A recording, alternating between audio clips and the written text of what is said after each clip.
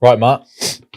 We just recorded a whole podcast of this. We're doing it again. Bit of deja vu, mate. Yeah. It wasn't good in the first one. That's why. Right, important topic.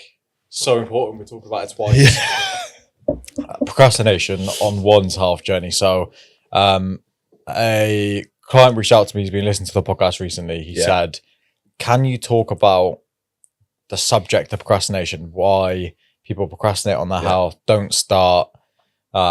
And as soon as he said it, I was like, makes complete sense for us to discuss, because there are so many people that would be locked in that position, you know, no matter what age, but, you know, our client sector, 35 plus, executive roles, business owners, have families, like they're coming out to a time in life in which aging speeds up, the bodily functioning slows down a little bit, our hormone level changes in the body, and things start to get a little bit harder. I think at that point, people start to feel aches, pains, hold a little bit more weight than they used to, or a little bit more easily, and the mind's going, we need to sort our stuff out now. I think it's the realization as well, is that people always say, oh, your 20s and your 30s, well, 20s, you can eat what you want, do what you want, and your 30s, a bit more mindful, and you enter 40s and the world slows down. Yeah. And I think we said about people on the journey have the realization of, I need to change now. Yeah. And we said before that it's either because they have health episode where someone turns around and says, right, if you don't sort yourself out, you're going to be diabetic, or you're going to be on blood pressure medication and you're 30. Yeah.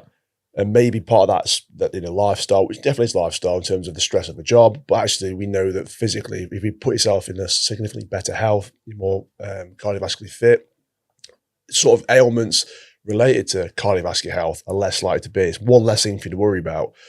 And I think little things like, I remember speaking to somebody, he said he realised he's in trouble when his suit trousers he's had for 10 years no longer fit. Yeah. And it's little things like that. That's a real, if you think about it, that would have progressively got a bit tighter now. It's crisp. And he used to say to me that when I was talking about it, so it was Christmas. And bear in mind, it's April at this point, but about April, March, he came and spoke to me.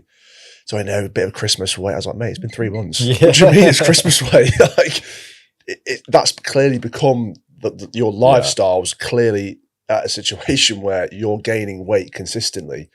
And he said, yeah, no longer fit in my suit trousers for 10 years. That was a catalyst for him. Yeah. And it can be simple things like that. All of a sudden, clothes don't fit me anymore. Or the best one, it's not, is when people have like reunions or family photos and they see themselves in a picture and they're like, I look old and I look fat and I have to change that. Yeah. But up until that point, and it's quite an interesting conversation. You think, well, you've probably looked like that for the last couple of months. And you've not had that realization, and all of a sudden the penny drops. Yeah. I have to change this. Yeah. I am not the person I think I am in my head. In my mind, I am the Adonis. Yeah. And I'm actually Mr. Pudding. Yeah. I need to change it too. Yeah. It's about the way you live your life, isn't it? Like, it is. How do you want to perceive yourself? How do you want those around you to kind of view you? Yeah. And live your life that way? Because so many people right now eating too much rubbish, drinking too much, using travel or stress or having kids as an excuse. Fundamentally, it's only you that can change it. Yeah. And stop waiting for that capitulation point as the kind of the rocket fuel for that. Like we were saying before, you shouldn't have to see a doctor to tell you if you need to sort your stuff out. It shouldn't take the point at which you can't fit in your clothes, your seatbelt on your car starts cutting across your man boobs. You're out of breath going up the stairs. Yeah. Shouldn't be that. Exactly. Like we innately know how we're living our life. And if we're not living our life to a good standard in relation to our health and fitness, it doesn't matter what job you have. It doesn't matter if you're a CEO that travels, on 5 planes a week, or someone is, you go to an office 9 to 5. It does not matter. Fundamentally, there are decisions you can make day to day that will improve your health. And if you don't fix them now, you are, we're all on the decline. We're all aging. We've got to fight that process. All coming. Yeah. So it's a bit of a ticking time bomb. Our health doesn't give a shit how busy we are. No. It just knows that, we're on the down. So first things first is I can fix it. Now let's get on to how do they drag themselves out of that pit and go, okay, at a time where it probably feels all a little bit overwhelming to fix their habits, their nutritional habits. They're not working out. They're not doing anything. They feel super. I think a lot of people get to a point where they feel so busy within their life and they're not doing anything. They can't perceive even trying to fit one thing in. Yeah. Let's drag them out of that. So what's the first thing that you prescribe to them? I think we've said before, the first thing we're going to do when we meet new clients is we'll figure out what they're currently doing. And that's taking into account everything in their life. So, right, okay, what available time do you have? And like we said before, most people say, oh, maybe 10, 15 minutes. All right, okay. Tell me more about your day then. And it's like you end up figuring out there's probably 3 hours of which they could be doing something. Yeah. And they might be spread across, it might be half an hour here, half an hour there, but there's time in which we can do something. So the first thing is because most people say, I don't have time. I don't have time, Jamie. When I work out, I haven't got time. And it's sitting down and like we do with anything, planning. You plan, okay, what's the day look like? What can I do? What can I achieve? And then it's tailoring available time. Right, okay, what available time do you have and what can we put into that time? Yeah. And that's the first thing we have to do. Because the worst thing you can do is, and we've probably most people are guilty of it, is Friday night takeaway, Saturday night takeaway, Sunday lunch, sat around thinking, I've had a lot of food this weekend. Yeah. I haven't moved that much. Maybe I've drank a few too many beers. I'll start tomorrow. I'll wake up tomorrow, Monday morning, and I'll go for a run. Yeah. Right? And they're not ran for 10 years, Jamie, but they've got a pair of trainers they wore in college, got them, and they'll put them on. And all of a sudden, they wake up, they've not been woke up at 6 o'clock in the morning in a long time. They've now got to squeeze themselves into a pair of shorts that don't really fit them. And they've got to go for a run which they've not done in years. And it's just too much. It feels like an uphill battle, yeah. And it is because, like we said before, when we get a new client, we don't say, right, here you go. You've never squatted before. 100 Ks on the squat, please. I want 10 reps. It's too much too soon. We have to break things down into approachable bite-sized things. And that's where I guess a lot of clients come to us and they want assistance. They want us to sort of piece it together for them. Decision fatigue, I think, sets in for a lot of people. You get what inertia. to do, when to do it, how to do it. And inertia is probably, glad you said that, probably the biggest word that whenever we're working with someone, really, they're outsourcing decision making. Yeah, they are. You tell me what to do. Yeah. Because they're too busy. And I get that. If they're running a company, the last thing they want to do is be Googling, how do I lose weight? Yeah. What's the best? Because guess what? You'll get Instagram, TikTok, and you'll have Jeremy, who's 5'7", full of steroids. Yeah. He's like, so you're going to eat my special Kiwi diet and you'll lose. And ultimately, that's what's going to happen. So you're right. It is outsourcing decision making. But like I remember speaking to somebody, he's like, actually, it was quite an interesting conversation. He's like, I could probably Google how to lose weight and how to train myself. And I was like, well, of course you can, mate. That's how I've got a degree because I use Google Scholar. Exactly. Anyone can do it. Yeah, I would have a degree in knowledge if that knowledge wasn't out there to be learned. Exactly that. It's like, well, obviously you're all right. So, but you're busy running a company and having a family. So why don't you just outsource the problem that you've got to me? I could learn how to file my own accounts. Exactly, but why, I wanted to. Why would you? I'd rather shoot myself in the face. Exactly, and it's that you've got, and it comes back to trust again. You're trusting us to sit you down and walk you through step by step. And like we said before, I think the approach of the consistent approach to training is that we are going to give you a skill set, a toolbox of tools of which you can learn to implement through your life. And initially, we're going to hold your hand to start off with because we're showing you the ropes, we're showing you how to do something. But 4, 5, 6, 7 months, maybe a year down the line, you've got yourself to the stage where you've got all the tools, you know how they work, you know they sit in the toolbox, and you know when to use them. And that's kind of our goal, isn't it? It is that you will become self-sufficient, and maybe you'll still stay within the program. Maybe you'll be on the community peripheral side of it, but you're still involved. But the key thing is, we've shown you what you need to do. Yeah. And what I'm trying to say is the decision making is you just put your trust in us and we will figure out the rest for you. And through osmosis, you will learn what to do. Yeah. The reason why we're talking about this topic is because an ex-client, Jonathan, if you're listening, appreciate you, reached out and said, talk on this subject because it's something, before we worked with him, he procrastinated on it for a long time. So it was like, there's some value there. Now he's in a position after 6 months with us, he's better than when he left. Yeah. Incredible. Literally, and he can speak for himself. Maybe I'll comment on this episode, but no pressure, Jonathan. Yeah, but from what I saw in our communication, it altered the course of his life in terms of his health.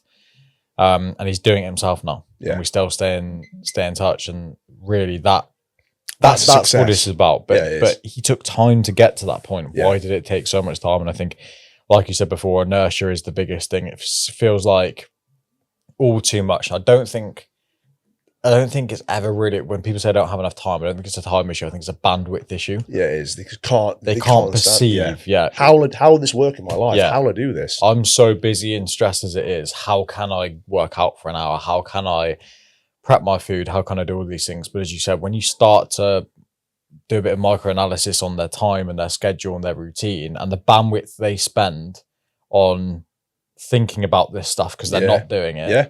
You could spend, exactly. You can spend that time, applying yourself where energy goes, where focus goes, energy flows. Yeah. It's true. Just give a little bit of intent to it. That there is no excuse out there in the world that justifies not prioritizing your health. And I think we've all got a responsibility to be leaders within our business or leaders within life. Like you're about to be a dad as well. I'm recently one. How do you want your kids to see you? Yeah. Like that's something I focus about all the time. How do you want your partner to see you? Like your partner didn't marry like a fat, lazy slob. No. That's a horrible way to put it. Yeah, but sometimes the truth hurts. Exactly, yeah. I think it's being honest as well. Having that conversation, like we were saying there, is that how you perceive by others. Yeah. If you're an executive, and we've had this conversation before on the podcast, is that if I see anybody, especially in my kind of line of work, if I see someone that's overweight, drinks too much, smokes too much, and they're in my profession, it's like, you don't take this seriously enough. Yeah.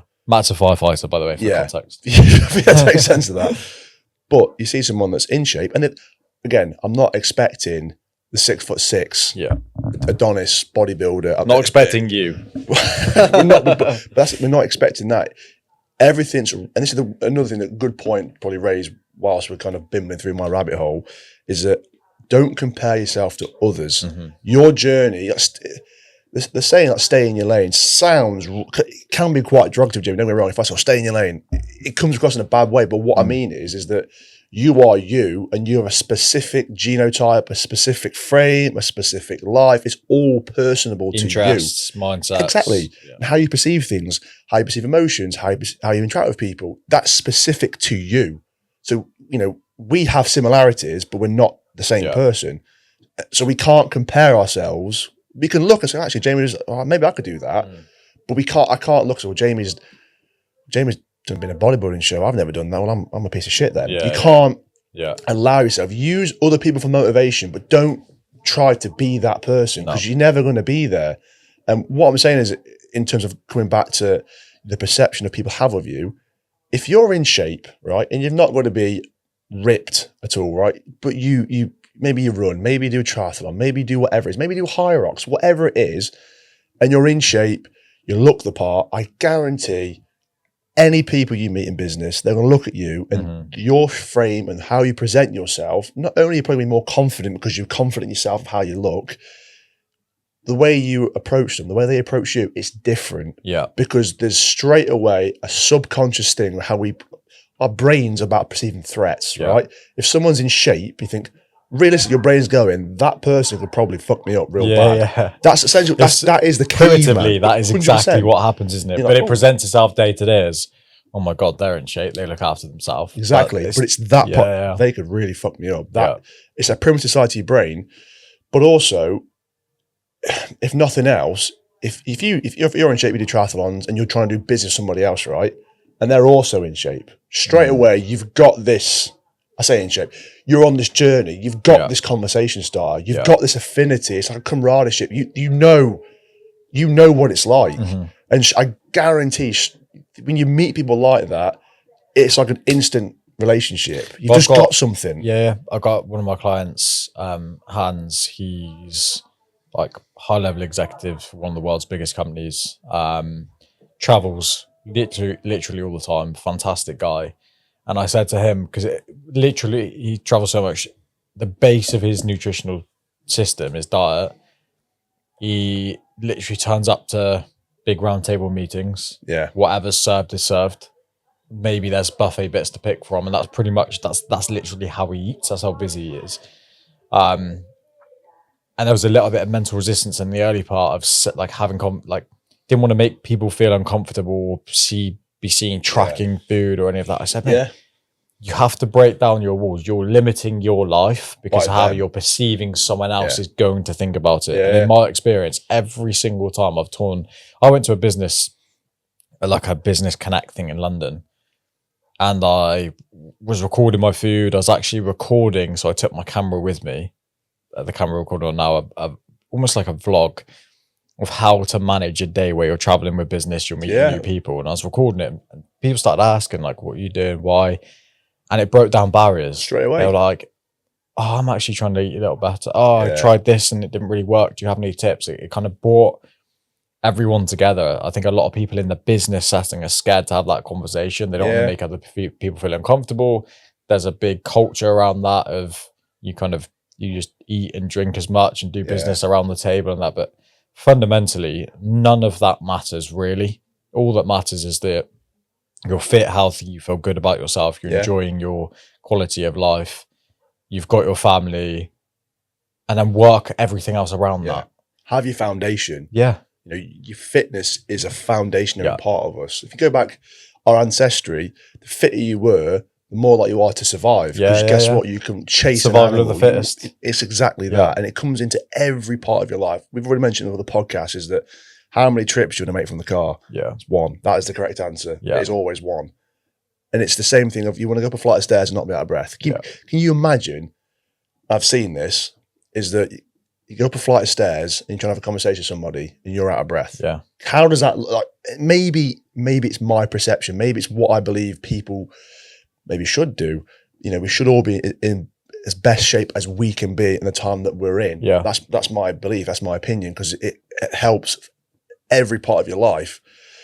But if I walk a flight of stairs, someone's out of breath, I'd be a little bit concerned, thinking, how serious do you take these things? Not right there. Yeah, exactly that, because your body is your meat vessel. It's a reflection of what you believe and what you do. You know, like if someone's incredibly tanned and they spend all the time on the sunbeds, that's a reflection of what they do. Can we pause on this? But we're kind of like going left field here, but it's a really interesting point what you bring up. I put a post out on LinkedIn 4 or 5 months ago, maybe somewhat controversial, but basically talking about this point. In fact, I think it was a newsletter about don't get a second chance at first impressions in business, and you don't. You want to do business with someone who you look at and go, okay, they can take care of themselves. If they can take care of themselves, they can take care of my assets or the deal that I'm doing with them or whatever. And I had quite a few negative comments, actually. It was weird. It sparked a little bit of a debate. And a guy, it always sticks in my mind, he commented, he was like, I'm 52 years old. The doctor tells me I'm morbidly obese. I run this company. It's worth X amount. I have a loving family. Yes, my health has been the sacrifice, but I wouldn't have got to where I am. This is a dangerous narrative. And I remember reading it thinking, there is no danger narrative than trying to paint sacrificing my health to build this $1 million company is worth it. That's the most dangerous narrative there is. If that person dedicated 20 minutes extra a day, instead of checking his emails first thing, how much more successful could they have been? Because what builds up over time is a stress resilience. You have more energy, you perform better. Those times where your cortisol spiking because something's fucked up and you're raring at the team, you would have remained a little bit more level-headed. Your resting heart rate would have stayed a little bit lower. You wouldn't have broken out in a sweat and gone red-faced. All of these things build up and compound over time. So how the hell is saying being in shape, presenting yourself in the right way, looking after your fitness, a dangerous narrative? But it blew my mind, and I think it probably maybe came for him from a place of insecurity potentially. I can only presume. Yeah, I'd agree with you. I think that's a place of insecurity because that's probably the realization moment. Yeah, because you don't have to sacrifice. Like we've already said, 20, 30 minutes a day is for some people all they need to do. A well-balanced diet hasn't going to be that strict, but well-balanced. essentially controlling what you eat versus what's going out, and a little bit of exercise is probably what most people need. If you want to be in shape and be healthy and hit all the markers, and I kind of say like NHS healthy, that your BMI is within a sensible range, then you don't have to sacrifice massive amount of things. You just have to have a level of control and a level of self-accountability, of which all of us can do that. And I think we've already said about procrastination and what people think about. Things are genuinely like, you want to stop smoking, kills you. What's the thing to stop smoking? Just stop buying cigarettes, stop smoking. That's really easy to say, and I've never had a nicotine addiction or smoking addiction. But what you need to do is dead straightforward. Stop doing the thing that harms you. But it's the psychological and the physiological effects of the addiction, in that sense, nicotine, that makes it so hard to beat. And likewise, I think, and that is really, it's the same with food. It's the same with booze. Exactly. It's the same with like taking your phone to bed, and then before bed, and look, I'm not saying I do this sometimes, before bed, like spending an hour on your emails, then trying to go to sleep, then your sleep's fucked and you wake up thinking, oh my God, why? All of those are the same processes. Like you're addicted to that process. I need to do this thing. You're in that system. It's just about breaking it down, isn't it? It's breaking it down. Yeah. I think the key thing with it is that people, like we said before, they want the silver bullet. What is the thing? Well, guess what? You have to stop doing the thing. But that's really hard, because that's where the discipline, the motivation, the self-accountability, whatever word you want to place around it, it's hard to do the thing, but the thing's dead simple. Like if you want to get in shape, you have to start moving more and eating less. Well, look, that's why people come to us. Like I say, within this ecosystem of how we work, there's a few issues that go on for people. There's a skill issue. So definitely. They don't have the skill or knowledge of how to apply it. There's a will issue. So they don't know how to, like, just that accountability. The motivation's not there. They can't drag it out themselves. Or their environment needs to change. Now, for most people, the environment can't change, like your lifestyle and your job, etc. So it's the other two that we have to work on. So they're outsourcing that and the decision making that we discussed before to us, to show you the path of least resistance, to streamline that, to get them kind of most out of the time frame that they work with us, to learn knowledge that they can use for the rest of their life and all that. But fundamentally, and we've said this before, I've had so many people on calls, look, I know what to do, I'm just not doing it. That's exactly, that's the point. So I think again, speaking back to that point of maybe feeling overwhelmed with it all, not knowing where to start, the first thing that I would prescribe personally, again, get up on your first alarm, like Monday, get up on your first alarm and book out a 20-minute block to do something. It could be a walk, it could be jumping on your Peloton if you got one, it could be running on a treadmill if you got one, it could be 50 push-ups, 50 sit-ups, 50 bodyweight squats, whatever it may be, right? But just start. Now, that is actually contrary to what I believe in the importance and hierarchy for health and fitness. I personally believe, in my experience, you have fundamental foundation of a pyramid. Most important is your nutrition. You are what you eat. And I would say second to that, probably equally as important day to day, is going to be your recovery. So making sure sleep's on point, therefore your biomarkers, trying to get enough rest, and on top of that sits your exercise. Your exercise. So you've got nutrition, hydration, recovery. They're probably fairly equal, and then exercise sits on top of that. The reason why I get someone to start with the exercise is because that's the easiest path of least resistance. It's hard to fix your sleep schedule. It takes time, and it's really hard to sort your nutrition. Which is why people tend to just go black and white. I'm just going to stop eating carbs, because it seems like the logical thing to do. So that's why I would start with exercise. It's simple to do. You can do it in 20 minutes and done for the rest of the day. Don't change anything else. You'll get the good hormones moving from doing it. You start to feel better. In terms of importance and where to prioritize energy long term, nutrition has to be up there as number one. There's a reason why that's about foundation, because it all comes back to that. If you feel yourself well, you feel well, you do well. If you don't feel yourself well, everything falls down. That's it. Food is fuel. It is, and arguably is the hardest thing, because if you're going to capitulate, 9 times out of 10, all of us can say it's probably going to be on food. And and the issue is, again, going back to hormones, chemicals, it's a stress response. We start craving that sodium and that sugar. But the interesting thing with food is you crave whatever you feed your body, it will crave. So if you went the next 6 weeks without high sodium, without sweets, without chocolate, without cereals, without all this stuff, after that time period, give or take, your body, you'd stop thinking about them. Yeah, you would. You wouldn't even miss them. You'd be like, I haven't even thought about it. Because you replace it. And quite interesting, sort of jump across here, is that fine. Our last podcast, we're talking about diets, weren't we? Simple diets. Yeah. You should be eating ingredients with less than 5 in it. And I thought, me and Zoe were talking about this. I thought, you know what, actually, I'm going to start trying to do this. Yeah. And the things with it is, and to the most part, I have done it, right? But the fire services ran on biscuits and cake. Yeah. And people on my watch, you've had a few successes, people pass courses, and part of that is you have to buy cakes. Yeah. If you forget your equipment, you have to buy cakes. So there's an abundance of cakes. It's one of the things, like, to not take part in that, I could easily go, it's not for me.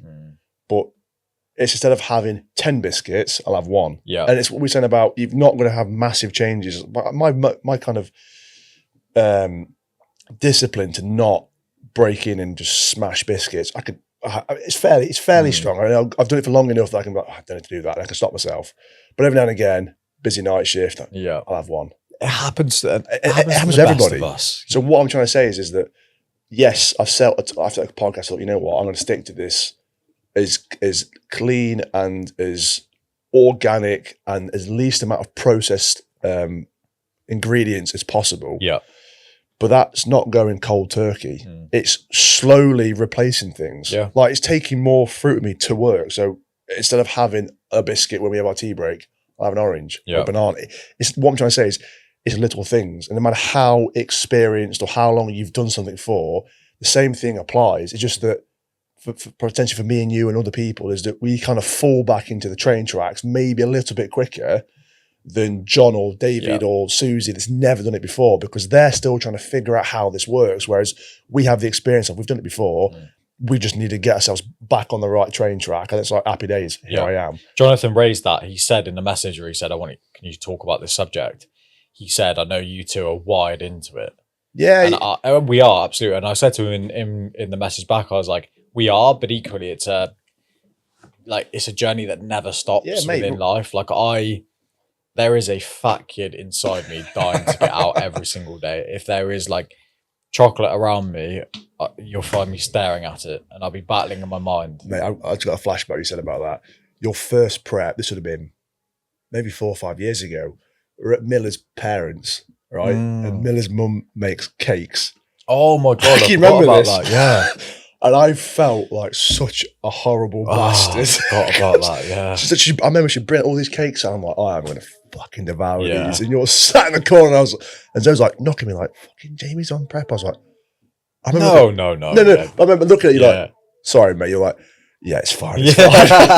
I think I was in a phase where I was like, can I sniff it? You did say that. You said, can I smell it? I was like, you sure, mate? Like, just let me smell it. It's weird. You can taste it. I got some sort of gratification. But yeah, for anyone in prep, by the way, don't be that arsehole that makes other people feel uncomfortable, because it's your decision. But, but it wasn't that at all. Yeah, but it was that realization of, I know you're like me. And I was like, I'm a foodie. Like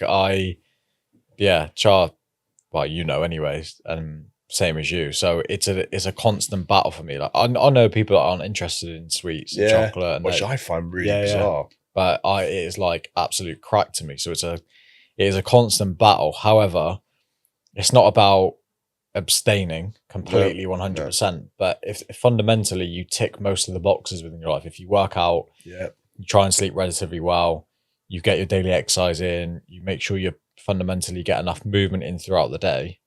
If, a couple of times a week you had a bit of chocolate, it literally isn't going to touch the sides. You'll be fine. It's not about demonizing food groups. No, it's not at all. People either innately are doing nothing or trying to do everything. And I think it's really about finding that middle ground, because trying to do everything, working out 6-7 days a week, not eating carbohydrates, I'm not going to eat chocolate, I'm not going to drink for 6 months. You are literally you're traveling at 100 miles an hour straight into a brick wall at some point. Yeah. That brick wall might be a week away, it might be 6 months away, but you're going there. And if you're doing nothing, then exactly the same, but for your health. So you've got to find a middle ground that kind of gives you that balance. And look, there's times on my own journey where I'm like, I get to the end of a Sunday, I'm like, fucking hell, this week's not being. I've got all my workouts in, but I've eaten some shit, and then we had this takeaway, and there was some stuff left in the house, and I gave in. I probably should have just thrown it away. That will happen, I believe, to all of us for the rest of our life, or most of us. It's that self-reflection. It's being able to hold yourself to account, and it's not getting the big stick out and beating yourself with it. It's like, it's drawing a line under it. Yeah, look, this happened. All right, I'm human. Yeah, we're all fallible. I know I shouldn't be doing that. And it's not, again, it's looking at it for what it is and not what it could be or what I should be or anything else. This happened, right? Next week, I'll probably try not to do that because I know how I feel now. And it's being honest with yourself. I know how I feel now. I'm a bit maybe disappointed or I didn't need to do that. And we've all been there. Like, mate, I'm going to like all you can eat buffets, like Jimmy's buffet in Bristol, and just been like, right, here we go. I'm gonna smash this in my head. And then getting home and thinking, why did I eat 15 so uncomfortable? You can't even think because your stomach hurts that much. And you're just like, why did I bother doing that? But we all do it. But instead of going like, oh, I'm a terrible human being, I can't have done that. It's the reflection of probably shouldn't have done that. Probably won't do that again, or at least I'm going to tone it back. And that's what we're trying to say is that. Being all or nothing for some people will work because they need to have strict boundaries. Like we said before, like keto or carnivore, it works for some people really well because the genotype and physiology, blah, blah, blah. But for some people, it's black and white. Yeah. I eat that, I don't eat that, and I can draw the line. Yeah. For some people, that's probably, it's too, for me, I definitely know that's too extreme too soon. And it's all about if you're this side of the pendulum and you think you should be this side, well, actually, let's try and get you somewhere here. And we kind of find the balance of where you're at. And whilst you're doing that, like we said, it's about micro changes, slowly bringing you along. And over time, of course, of weeks, maybe it's months, maybe it's years, depends on your situation. And you can't compare yourself to others, which another thing we'll talk about in a minute, is that we're going to bring you into a nice spot where things are balanced out and you have an appreciation, understanding. And ultimately, if you look at like macro content, right? I remember having his name was Graham Close. He was a nutritionist for England Rugby. And he came in and he'd give this big speech about England Rugby at the time and what they did and the mindsets and what they're trying to do. It was quite funny. He said, realistically, food's food. Your body doesn't know if you inhale bread, it doesn't go, oh, this is bread. So it sees the macro and micronutrients of it. He said, likewise, if they eat a bowl of Cocoa Pops, it doesn't go, here's some rice carbohydrates, here we go. It just sees carbs, fats, proteins, and micronutrients. So he said, basically, what I could prescribe to England Rugby is the Cocoa Pops and whey protein shakes, as in like milk with a scoop of whey protein. And they could eat that to 7-8 times a day. And they would. So the problem with that is that on a macro level, happy days, I can meet the macro needs, but the micro needs I won't. But it's bigger than that. It's the psychological effect of if I tell them they can just eat that, I said there will be somebody in that team that just eats that. And that's all they want to do. And we're missing out on so many different things, but also that becomes a bit of a disordered eating. Because you're not eating. You can't go out with your friends and eat a bowl of Cocoa Pops. It's just not. So he sort of said the most important thing is that we teach them to eat, normal sounds the wrong word, but a balanced diet and how that looks. But realistically, it's all the same at a macro level. Micro is a little bit different, but macro level stuff, energy to play sports and perform, it's all the same. But what I'm trying to say is that you can have a couple of biscuits. You just can't eat a pack. Do you know what I mean? You can have a beer. You just can't have 10. You can still do all these things like if it fits your macros. I did that for years. As long as you track and you're accountable and you sit within your parameters, you're going to be sound. It's when we're extremes, too much or too little. It's too much. It's too much of a change. It's so hard to stick to, and very few people will. I agree. I think we'll have another podcast episode on this subject at some point, in and around about the same sort of conversation with some more tips and practical application. I think just to round it up, someone sat here right now listening to this, they've got a belly they don't want.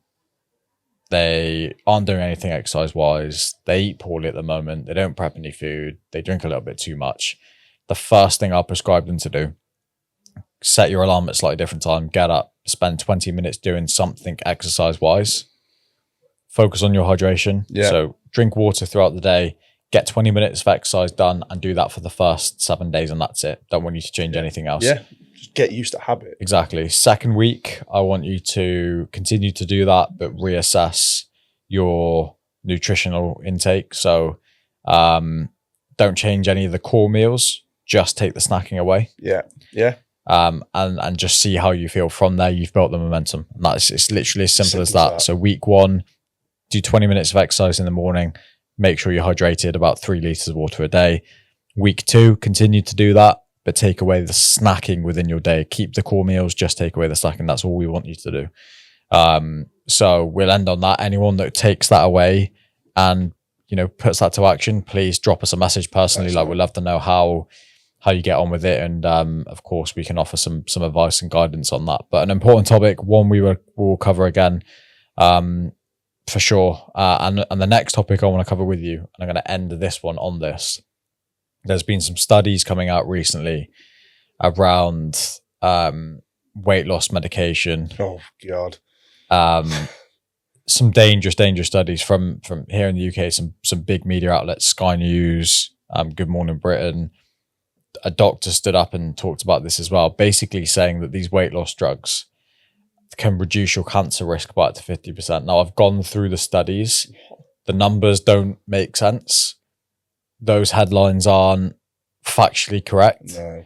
And that narrative is extremely damaging. A doctor stood on live Good Morning Britain on TV and said, even people of normal healthy weight could take this and see a benefit. Make that make sense, because we already know fundamentally they can reduce bone density. They take as much healthy skeletal mass, like muscle mass and bone density, as they do fat mass. And you're telling someone that doesn't have a fat mass issue to take that because it may reduce your risk of cancer. And actually, in the numbers, the cross section between people who have gastro surgery, so they shrink the size of your stomach, stop you eating, and take this drug, I think it was like 2 extra people didn't get cancer out of a subset of 3,000. It was like 150 out of 3,000 did in the gastrosurgery, and 148 out of 3,000 in the weight loss drug kind of sect. So 2 people. Is it worth it? And mate, it blows my mind. It's scary. It's really, really scary. So it can't get into it now. We will get into it on a podcast and chat about that very, very soon, because it's an important topic. But hopefully there's been some value. Appreciate you, Matt. Thank you very much. Well, mate, we'll see you guys in the next one. Thank you so much for listening.